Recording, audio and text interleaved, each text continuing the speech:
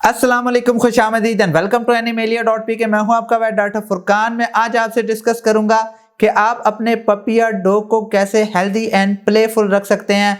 जब भी आप कोई डॉग परचेज करते हैं उसके बाद आपको सबसे पहला मसला यही होता है कि उसका फीडिंग कैसे दें, कैसी दें, उसको मैनेजमेंट कैसे करें, इसके अलावा उसको मेडिकली फिट कैसे रखें। मैं आज आपको डिटेल से बताऊंगा। चलिए आइए शुरू करते हैं।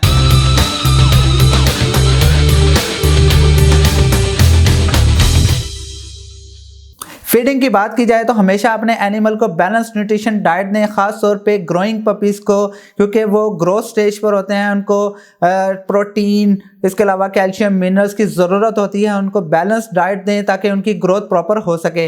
अगर अडल्ट डॉग की बात की जाए तो अडल्ट डॉग्स को ज़्यादा प्रोटीन की ज़रूरत होती है। उनका बॉडी मास ज़्यादा प्रोटीन से बना होता है, तो इसलिए उनको प्रोटीन की ज़्यादा रिक्वायरमेंट होती है। हमेशा अपने एनिमल का फीडिंग स्केड्यूल प्रॉपर रखें। अगर ग्रोइंग पपीज़ है, अगर पपी है तो उसको 3 to 4 times in a day feed करवाएं। अगर 6 मंथ्स to 15 मंथ्स के दरमियान में आपका कोई पपी डॉग है उसको 2 times in a day feed करवाएं। अगर आपके पास अडल्ट डॉग है तो आप उसको 1 टाइम भी फीड करवा सकते हैं। हमेशा अपने एनिमल के लिए फूड वाइजली सिलेक्ट करें। अगर आप कोई मार्केट से ड्राई या कैन फूड इस्तेमाल करना चाह रहे हैं, अपने एनिमल की रिक्वायरमेंट देखें और फूड बिल्कुल उस हिसाब से चूज़ करें ताकि वो उसकी न्यूट्रिशन नीड को पूरा कर सके। अपने एनिमल को एड लिबिटम हमेशा उसको इतना पानी प्रोवाइड करें जितना वो पी सकता है। ज़्यादा से ज़्यादा उसको पानी प्रोवाइड करें, हमेशा उसके पास रखा रहे ताकि वो जितना दिल चाहे वो पिए। उससे उसकी जो बॉडी रिक्वायरमेंट्स हैं वो भी पूरी होती रहे। कभी भी अपने एनिमल को रोटी, ब्रेड, इसके अलावा कॉफ़ी, चॉकलेट, मिल्क प्रोवाइड ना करें। आई नो कि बहुत सारे लोग रोटी और मिल्क देते हैं और उनका एनिमल ठीक रहता है, लेकिन मेडिकली ये चीज़ें अप्रूव नहीं हैं। अगर जो मिल्क और रोटी प्रोवाइड करने वाले लोग हैं, अगर उनके एनिमल को कंपैरिजन किया जाए, जो लोग प्रोटीन यानी एनिमल सोर्स प्रोटीन यूज़ करवाते हैं लाइक बीफ, मीट, टर्की वगैरह, उनसे तो उनकी सेहत ज़्यादा बेहतर नहीं होगी एज़ कम्पेयर टू जो प्रोटीन वगैरह प्रोवाइड करते हैं। सेकंड रीज़न की बात की जाए कि मैनेजमेंट आपने कैसे बेहतर रखनी है, हमेशा अपने एनिमल को बाथ ज़रूर दें। सर्दियों में आप महीने में 1 दफ़ा भी बात दे सकते हैं। गर्मियों में 2 टाइम्स इन अ वीक उनको बात दें। जो लॉन्ग हेरी ब्रीड्स हैं, ख़ास तौर पे जर्मन शेफर्ड वगैरह, उनको बहुत ज़्यादा गर्मी लगती है, उनका बहुत ज़्यादा ख्याल रखें। उनको बाथ बिल्कुल टाइमली दें। इसके अलावा अपने एनिमल को कॉम्बिंग करते रहा करें। जो लार्ज हेयर ब्रीड्स हैं उनको कॉम्बिंग करते रहा करें। इससे ये होगा कि उनके स्किन प्रॉब्लम्स भी नहीं आएंगे और उनके जो डेड हेयर्स हैं वो भी रिमूव हो जाएंगे।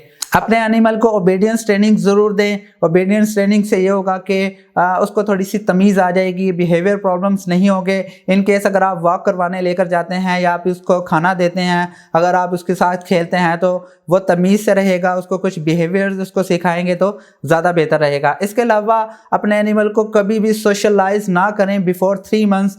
अगर आप सोशलाइज करने की कोशिश करते हैं तो सम टाइम एनिमल स्ट्रेस में आ जाता है। उसकी रीज़न ये है कि जो पपीज स्टेज होती है वो बेसिकली लर्निंग स्टेज कंसिडर करते हैं। एनिमल वही चीज़ें सीखता है। इन केस अगर आप 2 to 4.5 मंथ्स के दरमियान में जो उसे सिखाते हैं, ज़्यादा बेहतर है कि सोशलाइज ऑलमोस्ट 3.5 मंथ्स 4 मंथ्स के बाद करें ताकि वो स्ट्रेस में ज़्यादा जल्दी ना आए। मेडिकली रीज़न जो थर्ड रीज़न है उसकी बात की जाए तो हमेशा अपने एनिमल को डिवर्म ज़रूर करें। अगर आपको नहीं पता डिवर्मिंग क्या है तो मैं लिंक में दे देता हूँ, देख लीजिएगा। इसके अलावा वैक्सीनेशन, बहुत सारी ऐसी वायरल डिजीज़ हैं जो कि आपके एनिमल के लिए लीथल हो सकती हैं, कंटेजियस हैं, डेडली वायरल डिजीज़ हैं, जिसमें अगर डॉग्स की बात की जाए तो 4 वायरल डिजीज़ हैं जो कि आपके एनिमल के लिए लीथल हो सकती हैं। अगर आपको नहीं पता कि वैक्सीनेशन क्या है, कौन कौन सी डिजीज़ हैं, उसके बारे में भी मैं नीचे लिंक दे देता हूँ। इसके अलावा स्किन प्रॉब्लम्स ख़ास तौर पे डॉग्स में बहुत ज़्यादा आते हैं, ख़ास तौर पे समर सीज़न के अंदर। अपने एनिमल को बिल्कुल मेंटेन रखें। लाइक समर सीज़न में उनके फ्लीज वगैरह के लिए स्प्रेस करें, ख़ास तौर पे टिक्स के लिए बॉडी पे स्प्रे करें। अपनी प्रिवेंशन रखें, मैनेजमेंट बेहतर रखें। अगर आप प्रिवेंशन रखेंगे तो फ्लीज और माइट्स, मेंजिस वगैरह ये ख़त्म होंगे।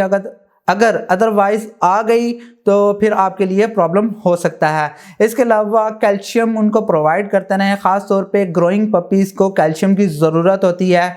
उसकी रीज़न है कि ग्रोइंग पपीज़ बेसिकली उनकी बोन फॉर्मेशन तेज़ी से हो रही होती है, उनकी ग्रोथ तेज़ी से हो रही होती है, तो इस वजह से उनको कैल्शियम की ज़्यादा ज़रूरत होती है। हमेशा उनकी खुराक में मिनरल्स, मल्टीविटामिन्स ये ऐड करते रहें। अगर आप कोई होममेड फूड यूज़ कर रहे हैं तो उसमें ऐड करें, अदरवाइज़ अगर आप कोई ड्राई फूड मार्केट से यूज़ करवा रहे हैं तो उसमें ऐड करने की ज़रूरत नहीं है, उसमें ऑलरेडी शामिल होता है। इसके अलावा आपने हमेशा अपने एनिमल को प्रिकॉशनरी मेजर्स के अंदर रखना है। इन केस अगर आपका कोई एनिमल डिजीज़ कंडीशन में आ जाता है, वो बेशक वायरल हो, बैक्टीरियल हो या स्किन प्रॉब्लम्स हो या एलर्जी हो या फंगल इन्फेक्शन हो, उससे ये होगा कि कुछ ऐसी वायरल डिजीज़ हैं जो कि एक से दूसरे में बहुत जल्दी ट्रांसफ़र होती है, उसको हम कंटेजियस कहते हैं।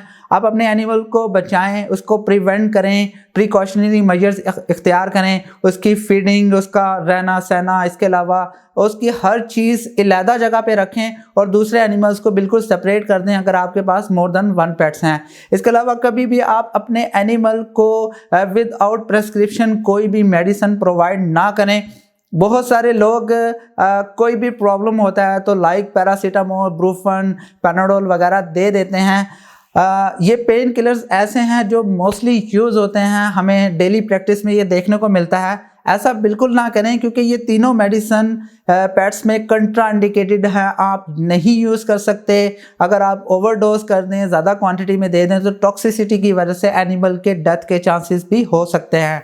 मैं उम्मीद करता हूं कि आपको ये पॉइंट समझ आ गए होंगे। अगर आपको कोई क्वेश्चन है तो आप मुझसे कमेंट में पूछ सकते हैं। मैं उम्मीद करता हूं कि आपको ये वीडियो ज़रूर पसंद आई होगी। अगर पसंद आई है तो प्लीज़ लाइक कीजिए, शेयर कीजिए और प्लीज़ इस चैनल को ज़रूर सब्सक्राइब कीजिएगा। नेक्स्ट वीडियो में मिलते हैं। खुदा हाफिज़।